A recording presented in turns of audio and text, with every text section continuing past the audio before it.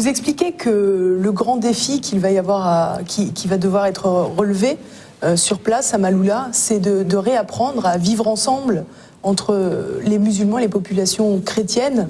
Est-ce que finalement vous croyez que maintenant ça sera possible encore ? Vivre ensemble, c'est un choix stratégique pour les chrétiens parce que la levure ne peut pas être en dehors de la pâte. La lumière ne peut pas être que dans les ténèbres. Et le sel ne peut pas être en dehors de ce qu'on mange.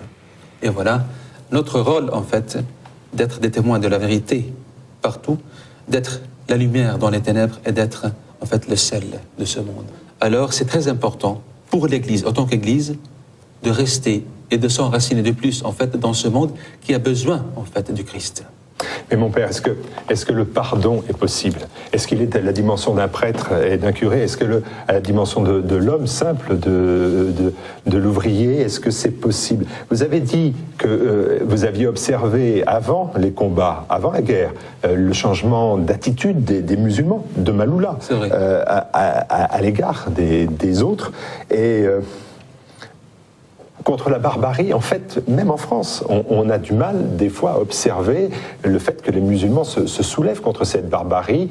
On souhaiterait peut-être que ça soit de manière plus forte, plus criée. Ça n'était pas le cas à Maaloula. Est-ce qu'on peut pardonner tout cela?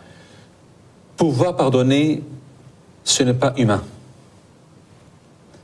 Pouvoir pardonner, c'est divin.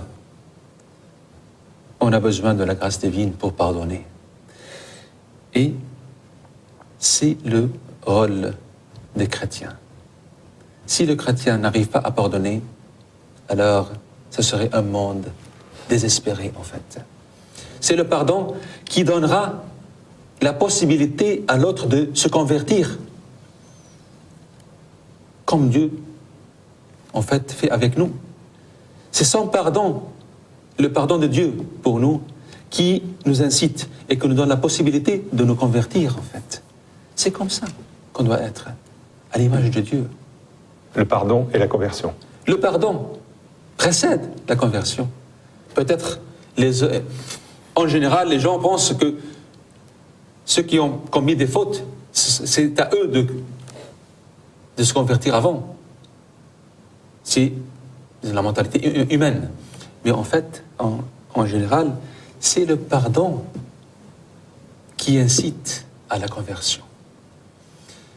Et le pardon en lui-même, c'est un choix aussi stratégique pour le chrétien pour ne pas aveugler le cœur. Un cœur qui ne peut pas pardonner est un cœur aveuglé par la rancune et par la haine. Alors, à part l'autre, disons, pardonner, c'est un besoin du cœur humain, en fait. Vous voyez, je donne l'exemple de Sainte Claudine, en fait, de Lyon, qui était à Lyon, à la Fourvière. Sainte Claudine, qui a vu ses frères mourir devant elle dans la Révolution française. Ses frères, en mourant, a demandé à Sainte Claudine de pardonner en mourant. Et elle a pardonné. Elle a porté dans toute sa vie cette blessure du cœur, mais en même temps, en pardonnant ceux qui ont tué ses frères, en fait. Voilà, c'est l'héroïcité, en fait, chrétienne. C'est l'héroïcité chrétienne. Est-ce que vous croyez, mon père, en l'avenir des chrétiens de Maaloula? Est-ce que vous pensez que tout peut se reconstruire encore aujourd'hui?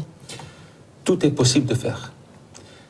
Reconstruction de la pierre, c'est toujours possible. Plus difficile, c'est la reconstruction de l'homme, en fait. Vous voyez? Mais, avec la grâce divine, tout est possible. Si on vise une vie chrétienne sans une grâce divine, nous sommes malheureux. Mais, en tant que chrétien, si on vise une vie basée sur la foi chrétienne, basée sur le Christ Jésus, tout sera possible, en fait.